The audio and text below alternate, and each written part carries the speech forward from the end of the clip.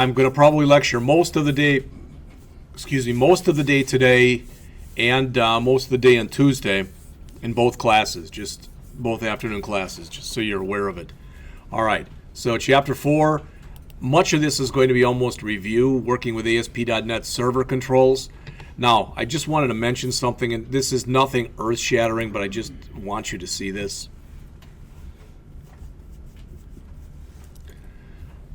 I'm not even running this on the virtual desktop, so I'm just opening up because I've got 2015 loaded on here, but I just wanted to show you something. All right, because it gets to be a little bit confusing.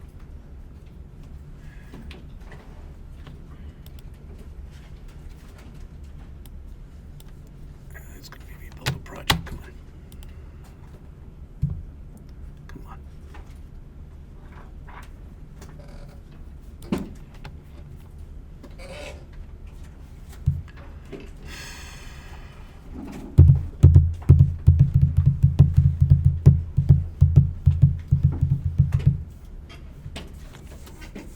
All right, I'm just going to throw an empty site up there, and I'm not putting anything in it that's at all worthwhile, so.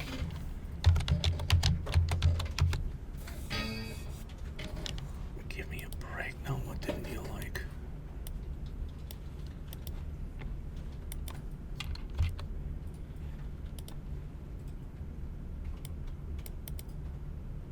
I don't want to do that. That's the problem.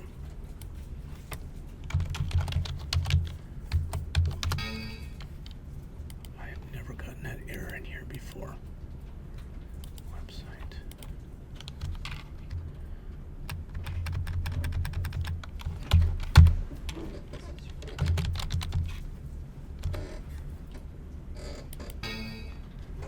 Fine. It is going to make me go into the virtual desktop, whatever.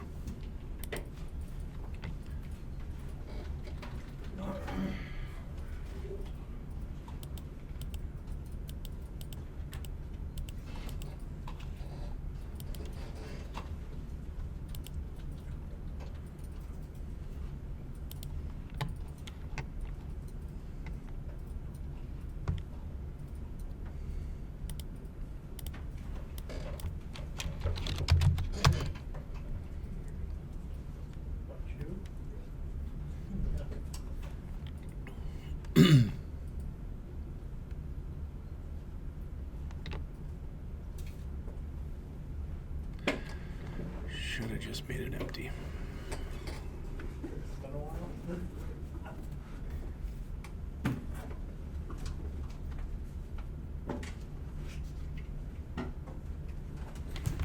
That's on me. I should have just chosen an empty project. I'm not even sure why it's doing this. There it is. Okay. Now we get started. Depending on the book you read, some books, when you go through them and they talk about the ASP.NET server controls, only mention those controls. Only mention the ones that are actually under standard. Technically, all of these that are in here do constitute the ASP.NET server controls. Now, this chapter is on them.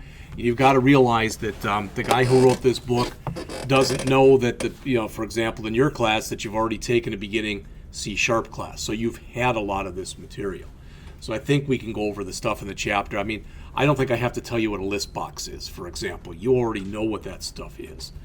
All right, you've used it before in other classes and stuff. So, so what they are, the different kinds, the common behavior, how the runtime processes the controls, and how the server controls are able to maintain their state across postbacks. We'll talk a little bit about that in just a minute. All right. You already know this stuff because we've talked about it, that the one thing that for each, the two things that each ASP.NET control must have are a unique ID and the run at equals server.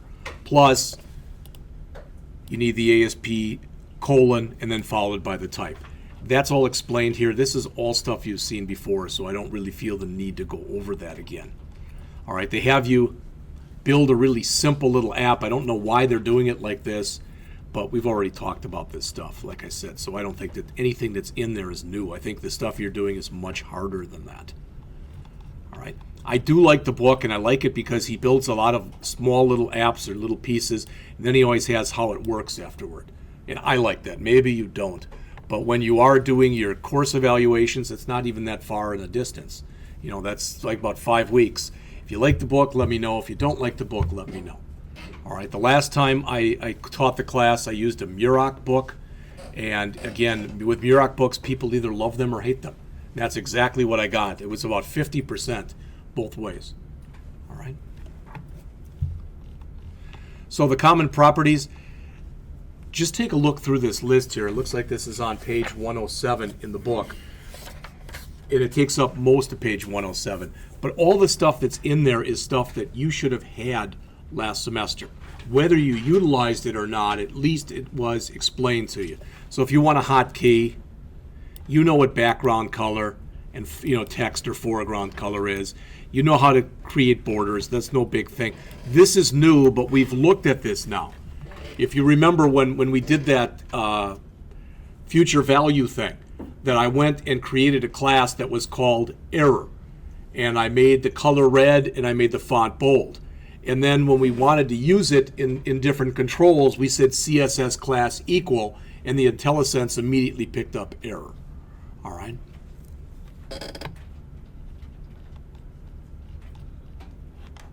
All right, again, like I said, some of the examples that he has in here, I don't know why he's doing that here.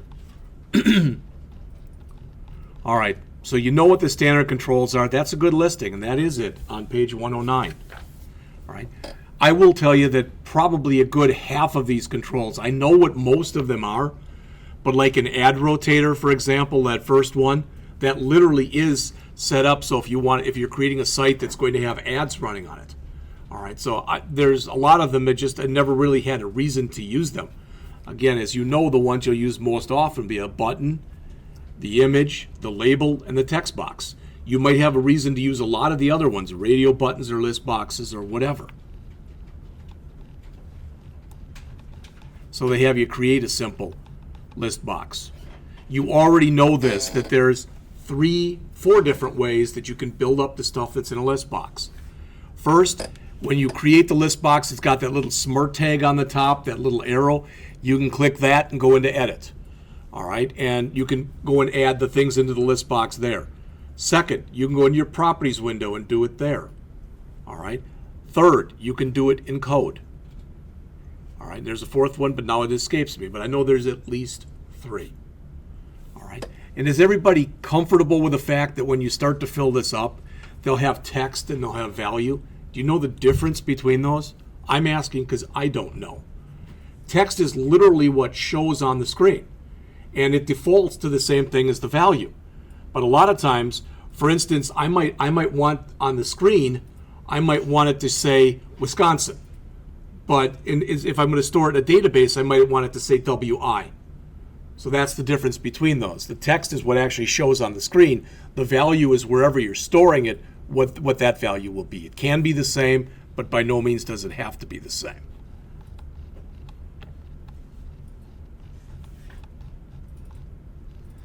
All right. If you haven't looked through this, and we did mention this last semester, but if you don't know what a for each loop is, this is shown here on page 113. It's an enhanced for loop, but a for each loop will only work on what are known as collections. What's a collection? All right, it's a data structure. What's a data structure?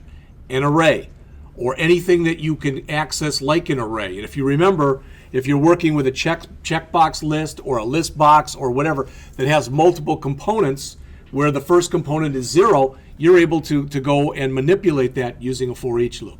If that confuses you, you could have done the whole thing like they have in here with a for loop also. For each is supposedly, at least, are a little faster. All right, they talk about a couple of the container controls starting on page 114. All right, and they mention the panel, for example, and they have an example where you actually create an app and you throw a panel on it. Panel really isn't that much different from the panel that we've been looking at in Java. All right? And there's other controls like that that you can use too. It's totally up to you. The wizard control, as it says, it's great for taking and breaking apart web forms and presenting them in bite-sized chunks.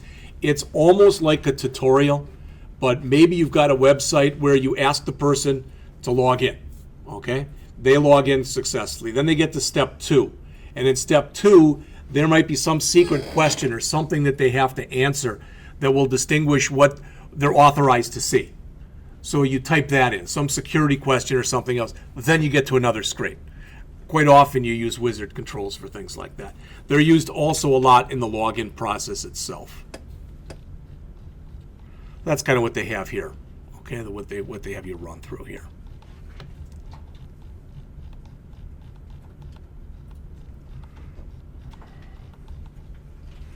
All right.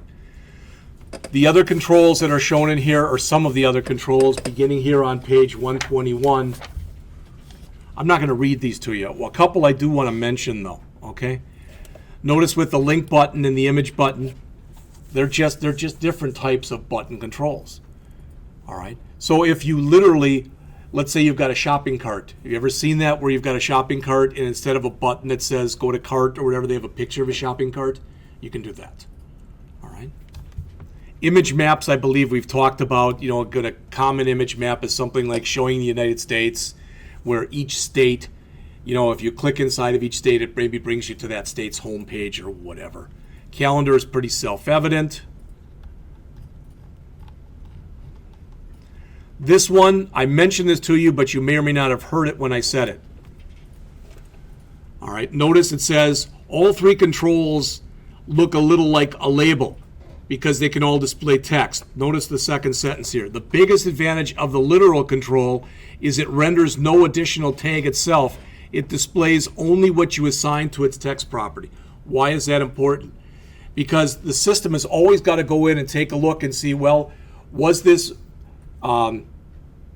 ASP.NET specific control? And if it does, it's going to have to render that eventually to its HTML equivalent. But if you make something a literal, it doesn't have to go through that step. So, you know, what you can do if you want to is anytime you're using things like labels, all right, like we did with the future value where we had the amount invested and all that other stuff, we could have made them literals if we wanted to do that. The program supposedly will work a little faster if you do it that way. All right, the add rotator I already mentioned. Hidden fields, again, you should have gotten this, whether it was me or somebody else you had for 157. You know, hidden field is a misnomer, because if you make a field a hidden field and you do a right mouse click and you view the source, you can still see the hidden field. But hidden fields are typically used for things which you don't have to show the user. For instance, I might put, let's say that I'm writing a page that's going to be used by all Domino's pizzas throughout the United States. So what I might do is I might have a hidden field that would check your state, and once it checks your state, it would tell you what the tax rate is. There would be no reason to have to show that to an end user. So something like that is what you'd use. All right, we will look a little bit at XML later on in the semester. Tables I've already shown you. The HTML controls, I'm not going to go over any of that because we already know what those are. As it says, how to choose between standard and HTML controls. The one thing I will tell you, because I broke this rule, but if you remember when we did the future value thing, what did we have? We had up here, we had some kind of a title, and over here it said something like investment, something like that, I don't remember. And we had interest rate, and we had years,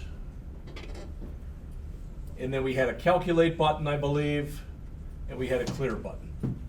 All right, hopefully everybody remembers that. The reason I'm taking the time to show you this is to mention that really there was no reason this, and this. You should have made either literals or you should have made them HTML controls. There's really no reason that we have to, you know, if you're just creating a label and you're 100% assured it'll never have any code associated with it, there's no reason to not make those HTML controls.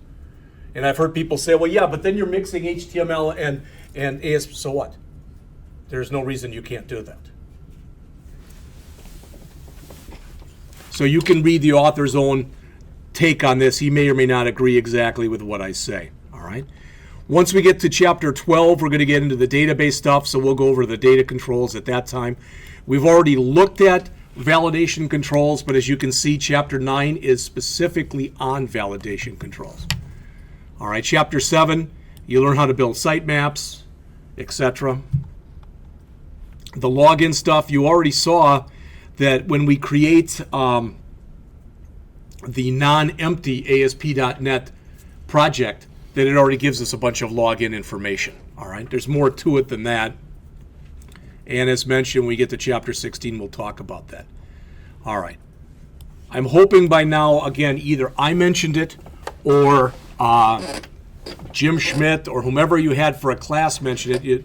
You should have talked about Ajax, or hopefully you did a little bit in the class that's called, appropriately enough, Ajax and JavaScript website development. It would have been nice if the word Ajax was at least mentioned in there.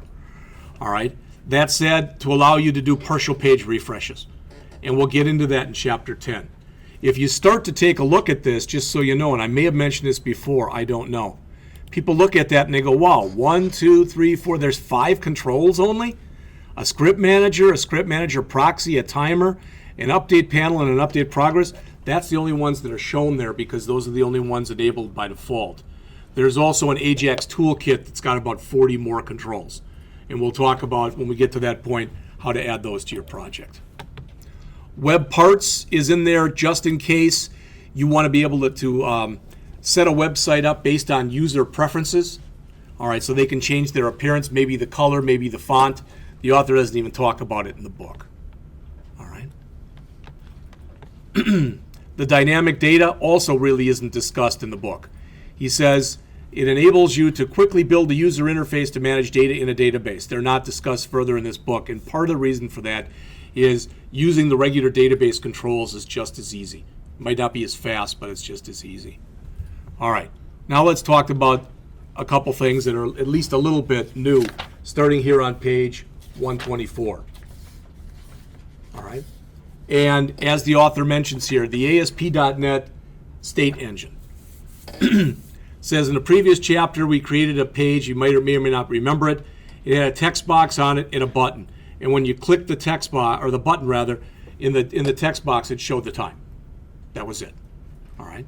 And as it says, the text box text is maintained by the ASP.NET state engine. All right. So it says, what is state and why is it important? We've gone over this, I believe, but I want to say it again. You know, the way the web works, it uses HTTP. We all know what HTTP is, at least you should. The Hypertext Transfer Protocol. As mentioned on the bottom of page 124 and going on to the top of page 125, by itself, by its very nature, HTTP is a stateless protocol. So it has no way of knowing if it gets 2 requests, are they coming from the same machine or are they coming from different machines? In other words, is it the same user asking for 2 things or 2 different users asking for something? All right, so how do you get around that? Well, you use things like sessions and cookies, just the same way that you end up using sessions and cookies in PHP.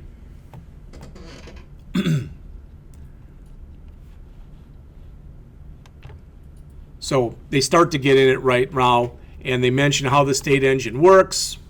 So it says the state engine is capable of storing state for many controls. It can store state not only for user input controls, but even things like labels. What the system does is, for lack of better words, it takes a screenshot of everything that you have. All right, so everything that's on that page. And then it takes it, and for lack of better words, it's as though it takes it and it, I'm trying to think of the right word right now. It runs it through an encryption type of an algorithm, because it gives you this view state, and it's humongous. It's 300 or 400 characters long, and they don't make any sense. You know, it's X3B 45JL, etc. And it's all that. What it is it's the system's take on what your screen looks like, and it does that because it has no way of knowing when you run a program if it could crash at any time or whatever. But it's a way that it can help rebuild itself, for lack of better words. So the author says in this try it out that starts on 125, you add a label, a button, a text box, and a calendar. All right. And once you do all that, again, that's that smart tag that I mentioned before, that thing that's right here. in the square that you see right there. And what happens is when you do all this stuff, I thought they were going to show some view state. There it is. That's what it looks like. That's what view state looks like. Now maybe you can make heads or tails out of that, but I can't. All right. And you'll notice too it says type is hidden, but when you right mouse click, you can see it. And that's very important because the system has to know when you're talking about the state of your application, when you click a button or when you do something, does it have to make an upgrade to the server or does it not have to make an upgrade to the server? Again, I go back to this one, and when we had our years, I know when we first did this, we had a down arrow there, and I think we had numbers in there that went like from 5 to 10, ... all the way to 50. I think that's how we did it the first time. Every time you go in there and you change those years, the server has to know about it because it has to do a recalculation. All right. On the other hand, if with most of the stuff in here, it's going to have to make a change, but it has to make a change immediately in here. It may or may not in here. All right. And as you know, I mean, if I go in there and just change my title or I change one of the labels, the system could care less. But it has to know that anytime it's doing something that could conceivably change the state of the program, all right, it's got to be able to update its view state. So it keeps a copy of it, and then once it makes the change, it basically writes it out again. So it'll change during that time. And that's what he's talking about in this particular example.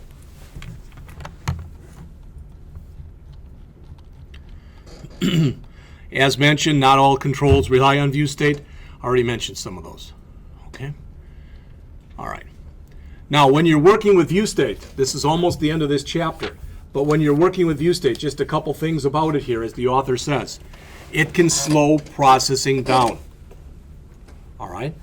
So as it says, because it holds a considerable amount of information, it's often a good idea to turn it off if you know you don't need it. When wouldn't you need it?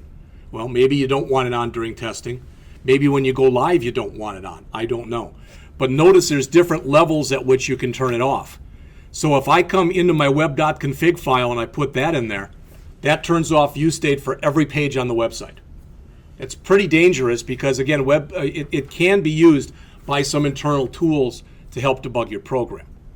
All right? But that would turn it off site-wide because when you put something into web.config, that's the configuration for the entire site.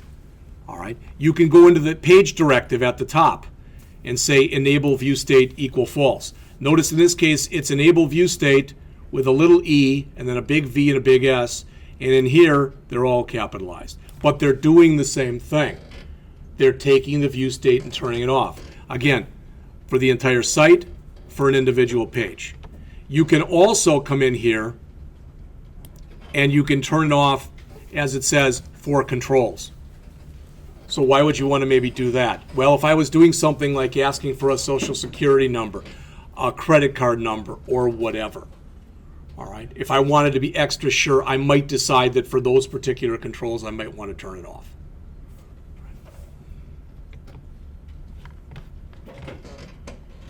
Is that what they use when you order something online and you give them your credit card number, it just did not show up when they type? Well, that they for lack of better words, when you give me your credit card number, it's formatted almost like a password control.